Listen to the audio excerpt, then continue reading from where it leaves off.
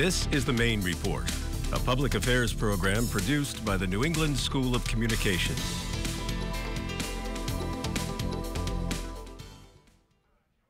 Hello and welcome to the Maine Report, a public affairs program produced by the students and faculty of the New England School of Communications. You can watch our program live online at nescom.tv, catch it in rebroadcast on cable channel 5 on the Husson University campus, and view the recorded version at nescom.tv.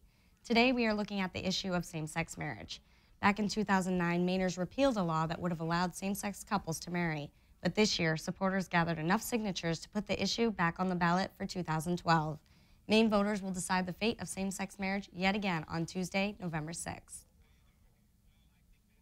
Signs are out, ads are running, and both sides of the gay marriage debate are out in full swing, preparing for yet another election. Supporters of gay marriage say that Mainers have changed their minds since 2009. And we've had over 200,000 conversations with those folks who were maybe undecided or a little conflicted on the issue, and they've been changing their minds. Despite all the growing support, some Mainers stand firmly against gay marriage. I will certainly vote no. I feel very strongly it's a degradation of society. Leading the opposition against gay marriage is the Christian Civic League of Maine. They are concerned that if this law passes, it will redefine marriage altogether. For thousands of years, the definition of marriage has been the union of one man and one woman. We believe that's timeless. We believe it's unique. We believe it's special. We believe it's universal. Former Governor John Baldacci originally signed legislation allowing gay marriage. However, it was overturned by Maine voters back in 2009. He is glad to see the issue back on the ballot. We find people that love each other, that want to make a lifetime commitment and companionship. Why should we want to discourage that? Why wouldn't we want to encourage that? Both sides of the debate will continue their fight, hoping to sway voters before Election Day. I'm Heather Megill with the Maine Report. My guests today are from Husson University's A GBLT On RYE, which stands for Allies, Gay, Bisexual, Lesbian, and Transgender on Real Youth Education. I'm happy to introduce Caleb Aarsand, the Public Relations Officer of A GBLT On RYE, and Michael Gray, a member of the group since its inception back in 2009. Gentlemen, thank you for joining us to discuss this issue. Hello. Thank you for having us. I want to start out by getting into the background of the gay marriage issue starting back in the election of 2009. Maine voters overturned a law that would allow same-sex marriage in the state of Maine. What flaws do you think the campaign had that were in favor of same-sex marriage that prevented them from the win? Yeah, a lot of, I think, just being too hopeful and not getting out there and talking with people and being able to actually have connections with people. And then I've also heard that if it had been during a presidential election year, that it probably would have been passed, because a lot of young people tend to get out there and vote for president. Where if it's just a bond issue about saving the trees, well I don't really want to get out to vote. So it's looking hopeful for this year. Caleb, do you have anything to add? I really believe that communication is key in pretty much everything that you can do. So I think that if they had gotten out and talked in the community more than they had, I think that things would have been probably a bit different. Do you think they've changed their methods now with this campaign in 2012? Certainly. I know for a fact that they've gone out and tried to outreach into the community way more than they did during the 2009 campaign. Yeah. And I think the last election, one issue was that a lot of people voting against gay marriage don't really know any gay people and think that, that they're horrible perverts and all these, crazy things like criminals. Whereas now we have a little bit more exposure so that, people understand, well, they're just regular people like you and me. They just want the same marriage as you. Right. So, if I vote no, or if I vote against gay marriage, it's not just kind of an abstract thing. It's, my friends over here that I now know are, gay. Oh, it's going to be taken away from their rights. So there's definitely an emotional aspect that they... Yeah. I want to also talk a little bit about some of the opposition's arguments against gay marriage. One of their claims is that same-sex marriage would be taught in schools. What's your argument sort of against this claim? I think a lot of that, you need to think about logic. would it be appropriate for a teacher to, go into math class and write, an equation on the board and, oh, the number, oh, that's, the anniversary of my husband. Yeah, it's coming right up. Me and, my heterosexual husband, we're going on a date on Friday, and, oh, I just bought this vibrator, and here's, sex toys that we're going to use. Let me tell you guys in math class about, how to, heterosexual, just because heterosexual marriage is legal, doesn't mean that that would be appropriate. So, in the same token, if these, crazy claims that, oh, if gay marriage is going to go through, that, young kids are going to be taught about, things that are inappropriate, that's something that you need to handle through your school administration, not by, not allowing the thousands of couples around the state who need to get married and not allowing their marriage. And what's your... In all honesty, I don't think that gay marriage in itself is ever going to be like a large part of a curriculum. Like, there's not going to be, oh, I'm in 8th grade now I get to take a whole class just on like gay culture or something. It's not. Right. The bill itself isn't really, it's about public education, but not necessarily trying to redo an entire culture all at once. It's just saying, hey, we're out here and we're here. So another one of the opposition's sort of claims is that, well, that Maine already offers a domestic partnership, and they kind of just brush it off as good enough. How do you guys feel about that? As far as domestic partnership goes, there's a difference between domestic partnership, civil union, and civil marriage. Domestic partnership is an extremely low rung on the ladder. It doesn't really offer any of the same benefits. Civil unions do offer a lot of the same benefits, but the question comes into play. There's a difference between a state recognizing your marriage and the federal country level recognizing your marriage. And with civil unions, that doesn't always translate because states can, vary state to state on what rights you can get if you're, in a civil union with someone. Like, for instance, you can't file taxes together. If you work for a company that offers amazing healthcare benefits to a spouse, well, if you're not legally married to a spouse, or if you only have a civil union, then that doesn't apply. Mm-hmm. And it's basically what I feel is sometimes the government feels like, oh, this might be good enough, but when is good enough ever really good enough? It's something that people have been striving for. Like years ago, you couldn't even have two people of different races marrying. So it's just something that it's evolved through time, and I really think that it's something that is right on the forefront now. Right. Another argument from the opposition is that same-sex couples are unfit parents. How do you respond to that claim? That's, I don't know, it's a little bit ridiculous to think about that. Once again, I think that ignorance is bliss, that if you don't know, any homosexuals for real, like, homosexual does not mean that you are into, minors, dead people, animals, bestiality. Homosexual doesn't mean that you're, having sex any more than a heterosexual. It just means that the orientation is different. Right. So, I mean, claiming that, because your orientation is different than the majority, that makes you a bad parent, that's absolutely ridiculous. Mm-hmm. Some people have claimed, well, everyone needs a mother and a father. Well, that doesn't always happen, and sometimes that works out fine. And, if you're going to make the argument, well, a son, to be raised by two women, oh, well, they need a positive role model. Well, then, if put that adopted, son into a family with two men, that's, would be a great role model. They'd get double the role model. Right. But I think it's ridiculous to think that, that they'd be any worse parents than anyone else. Exactly. And your thoughts? I just think that from personal experience, my aunt is, she's not married. She has a civil union with another woman, and they have two twin boys. And just seeing how much they love their moms and how much their moms love them, it's just, there's no way that you could really say that it's a bad parenting situation. Mm-hmm. They always provide so much for each other. It's just a wonderful experience. And to say that just because someone is, someone's married or in a union with another person of their own same gender, that doesn't have any bearing on their capabilities of being a fit or unfit parent. It's just the orientation of themselves. So. Right. Yeah, I feel like the other side's arguments are sometimes kind of circular, because I've heard it suggested that same-gender parents are more, they have higher poverty levels, and I'm thinking, well, if you were to give them the same, the same legal status, the same protection, that's not going to hurt. That's not going to make them go into more poverty if, oh, yes, now we can get health care from my spouse's job, or now we can file taxes together. So, I don't think marriage is going to do anything but help out the families. Exactly. And what are your thoughts on the opposition's claim that allowing same-sex marriage would mean redefining the word marriage altogether? There's a problem with using the claim I was going to redefine marriage, because you need to ask at least two questions when you talk about, if someone was an alien from outer space. What is marriage? Well, you have to ask, who can get a marriage, and what does that marriage mean?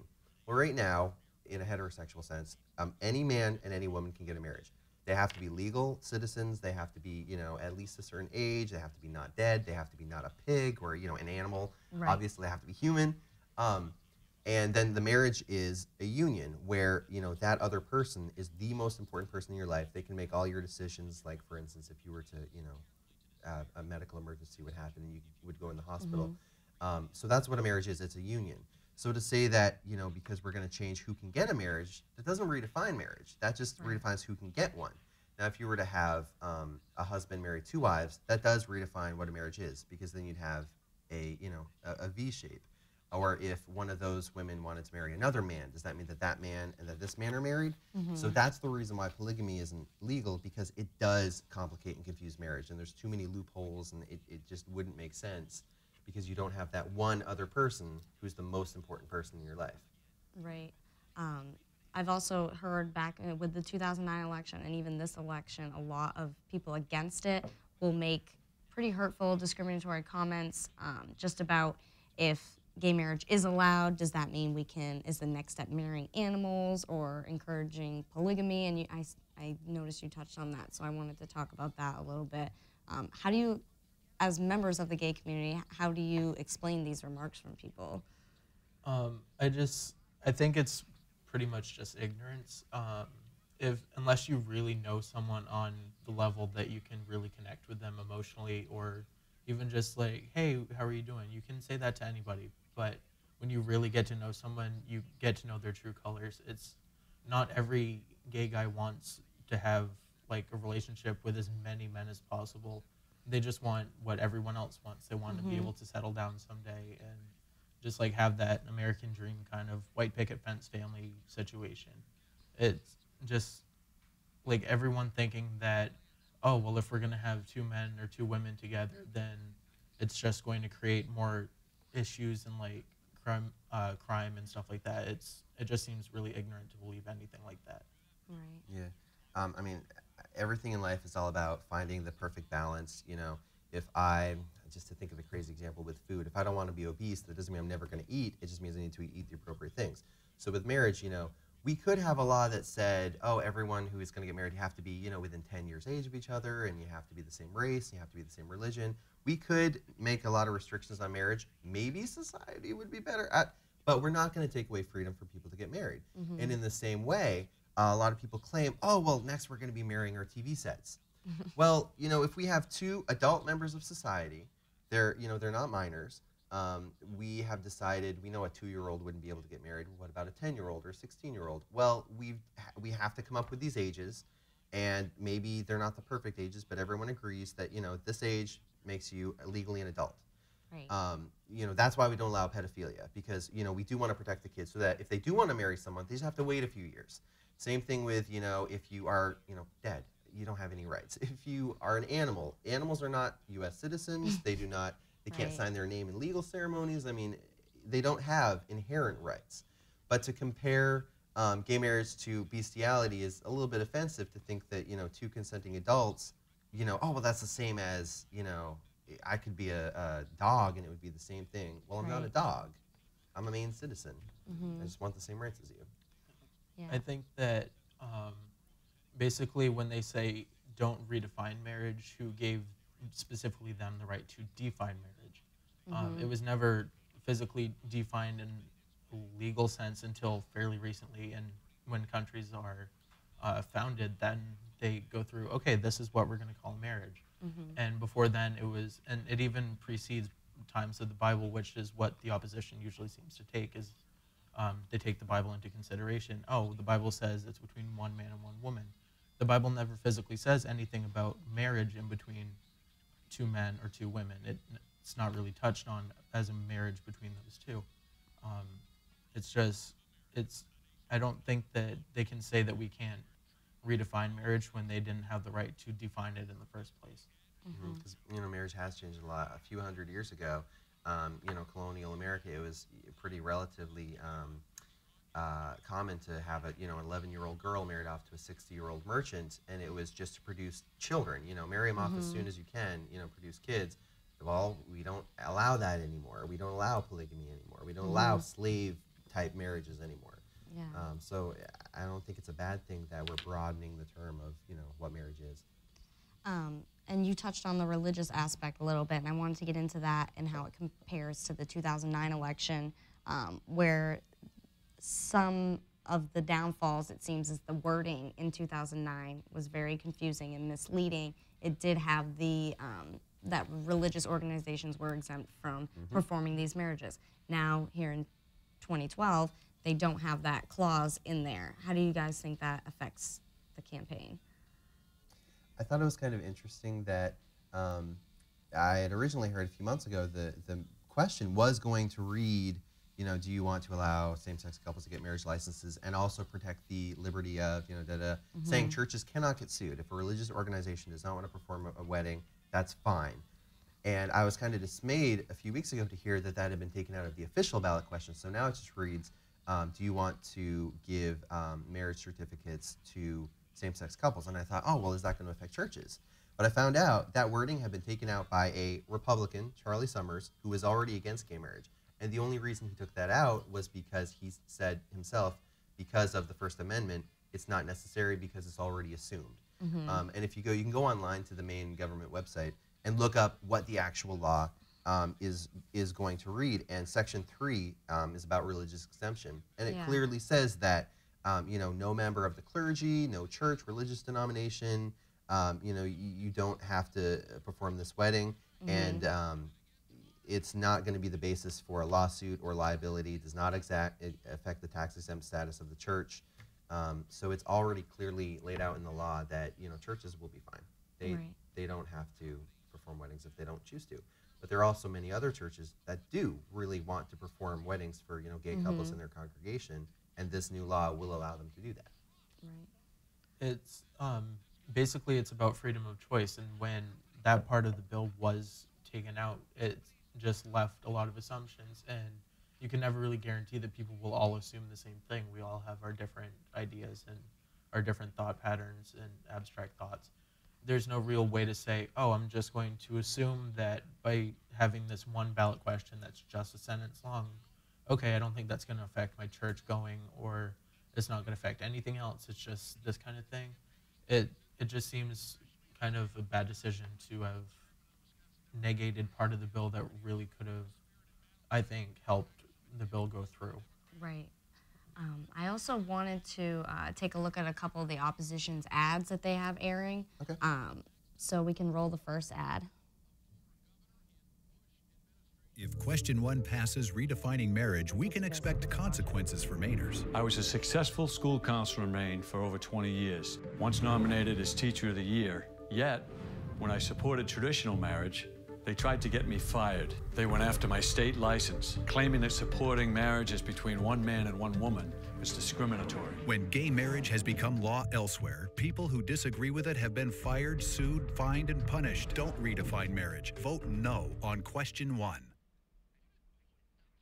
So after hearing that ad, how do you guys argue what that counselor was talking about? The issue here is the fact that Don Mendel was not a bakery worker, an engineer. He didn't have, I don't want to say he didn't have a normal job, but he was a school counselor, which means that you have to remain absolutely neutral on, any sensitive issues, any political issues. So if you have someone who is, gay and trying to come to you and being like, is this okay? I really, have this issue with another boy or another girl because they happen to be homosexual. That child needs to be able to trust that counselor. In the same way, if I was a counselor and I went on the air saying that if you weren't for gay marriage, that you're a bigot and the Bible is the way to go and down with the homos.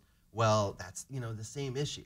That, well, maybe if a Christian student wanted to come with me, they wouldn't feel comfortable.